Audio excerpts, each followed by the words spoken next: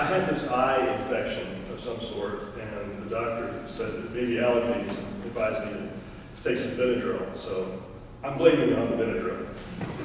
It's not the Benadryl's fault, but it's my story. Call it the elephant in the room. Each of the New Testament writers had to feel a glaring absence, an absence that must have provided considerable ammunition to those who opposed the claims of the young Christian movement. Namely, where was Jesus? The church had been around for about 20 years before the first New Testament document, Paul's letter to the Thessalonians, was written. So they must have encountered objections before. After all, the central claim of the church was that Jesus of Nazareth, condemned by the leaders of his people and executed by the Roman authorities, did not stay dead. God had vindicated Jesus and his message by raising him from the grave. And this was no mere resuscitation of a corpse either. Someone who had flatlined on an operating table was revived by the medical team. This was resurrection, an utterly new state of being that was a foretaste of the great general resurrection at the end of the age. The church proclaimed Jesus to be alive in a new and indestructible way. As Paul put it in his letter to the church at Rome, we know that since Christ was raised from the dead, he cannot die again. Death no longer has mastery over him. Jesus is alive forever. So, where is he? And at the time, where was he? The elephant in the room was that this one who had died but was now alive forever, never to die again, didn't seem to be around anymore. You can see how this might have been a problem.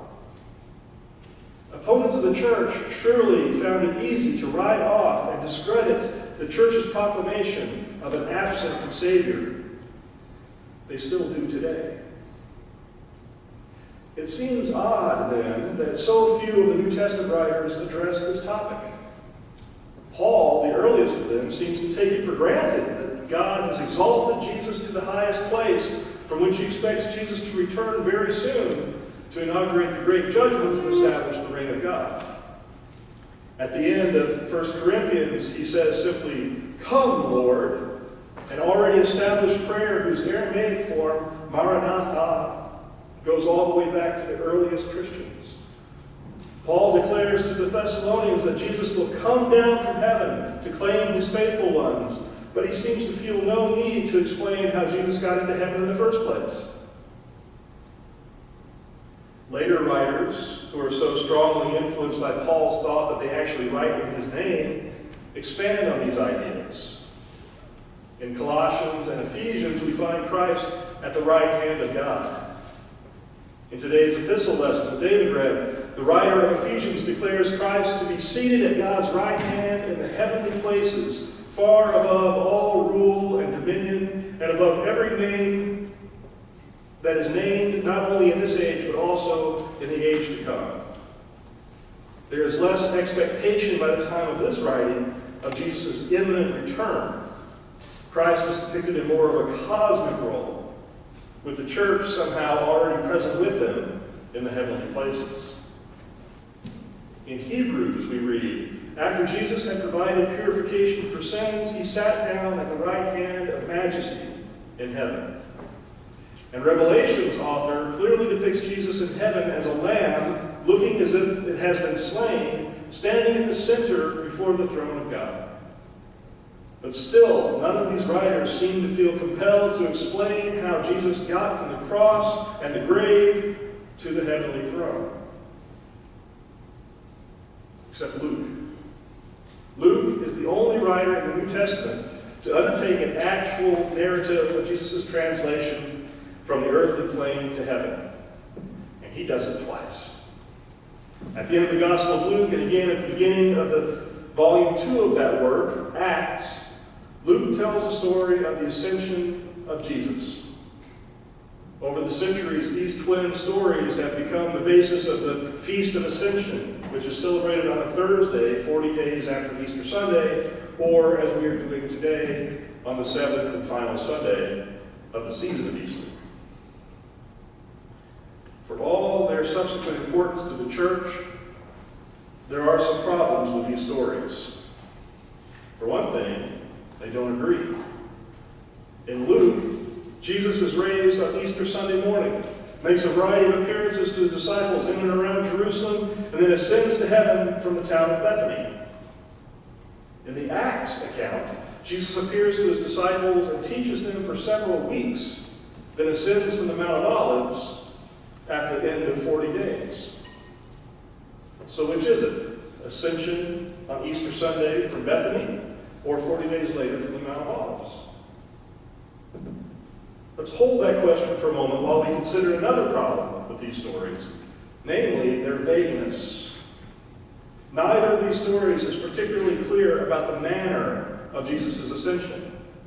They don't help us to answer the question that Marcus Borg likes to ask about the resurrection. What would we have seen if someone had recorded these events on film or videotape? In Luke 24:51, we read, "While Jesus was blessing them, he withdrew from them and was carried up into heaven."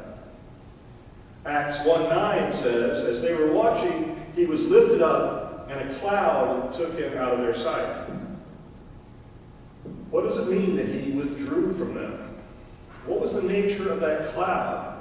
If someone had recorded this on video, would we be able to see Jesus levitating off the ground? How high would he have floated in the air before he could no longer be seen? And how does all this square with our modern scientific understanding of outer space, the Earth's atmosphere, and our place in the solar system? The answer to this question of Borg's also helps address the question about the discrepancies in the stories. As if we needed any more cautions about the dangers of literal interpretation of the Bible, we find plenty of them here. Luke is vague about the nature of the ascension, just as all the gospel writers are vague about the details of the resurrection, because he is telling something that goes beyond the literal. To get bogged down in arguing about Jesus' means of propulsion is to miss the profound truth of these stories. In the same way, to nitpick about the inconsistencies in the accounts is to miss the point. Did Jesus ascend on the evening of Easter Sunday or 40 days later? The answer is yes. The point of the ascension stories in Luke and Acts is that Jesus has departed the scene. How and when are not important. But he's departed the scene so that he can become present to his disciples in a far more powerful way than he could have when he was just plain old Jesus of Nazareth. Luke may have felt compelled by arguments from non-Christian skeptics to offer a narrative description of Jesus' translation from earth to the right hand of God, just as he also emphasized the physicality of Jesus after the resurrection, offering many convincing proofs that he was alive. But he was ultimately not that interested in the literal factuality of the ascension. He was much more interested in the truth of it than in the fact of it. For Luke, as for Paul and John and the writers of Hebrews and Ephesians, the truth of the ascension is that Jesus has gone into the heavens to be with God and to reign from God's right hand. The truth of the matter is that God has put him, in the words of Ephesians, far above all rule and authority and power and dominion and above every name that is named. And God has put all things under his feet and has made him the head over all things for the church, which is his body, the fullness of him who fills all in all. Notice the piling on of words and phrases that convey the idea of power. They come at us insistently like a drumbeat: rule, authority, power, dominion, name, head, fullness, all things under Christ's feet. This is not an exhaustive list, but a representative one. The writer wants us to get, in no uncertain terms, that God's glorification of Jesus through resurrection and ascension has established him as the preeminent power over all creation. Power is at the forefront of this passage. Power is the point of the ascension. This is true for Luke as well, in both the gospel account and in Acts. In Luke 24:49, Jesus tells his disciples, "See, I am sending upon you what my Father promised. So stay here in the city until you have been clothed with power from on high." In Acts 1:8, he says, "You will receive power when the Holy Spirit has come upon you." Power is clearly an issue here. But what kind of power? As I have observed before, Jesus' power is of a different variety from the coercive power of worldly potentates who exercise power over others. Jesus' power is instead power with, the kind of power that enables others to locate their own power and exercise it in cooperation with God's purposes. We see this clearly when we consider the purpose for which Jesus says the disciples will be clothed with this power from on high. He finishes his sentence in Acts 1:8. "You will receive power when the Holy Spirit comes upon you, and you will be my witnesses in Jerusalem, in all Judea and Samaria, and to the uttermost ends of the earth." The power will not be for coercion, for the disciples forcibly to convert anyone and everyone in their path. It will not be for them to exact revenge on their oppressors and those who put Jesus to death, despite what the book of Revelation may say in its more bloodthirsty moments, and what many triumphalist Christians have been advocating ever since. Instead, the power is to enable them to bear witness to Jesus. The one seated at the right hand of God and endowed with all power and authority in the entire universe will send his Spirit to empower them to tell his story. Wow. Not exactly shock and awe, is it?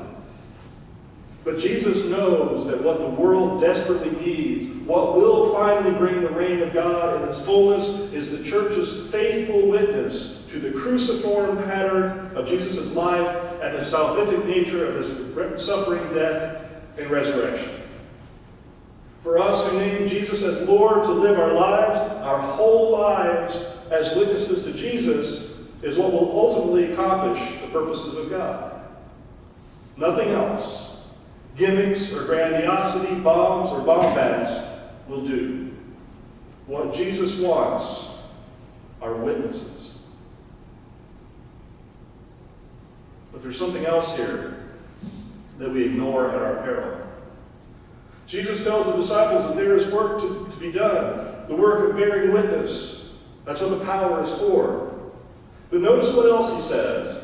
Stay here in the city until you have been clothed with power from on high. Until. Stay. In other words, wait. The power of the Spirit does not come at our beck and call. There is work to be done, true, but if we try to do the work in our own strength without waiting for our power from on high, our efforts will be doomed to failure.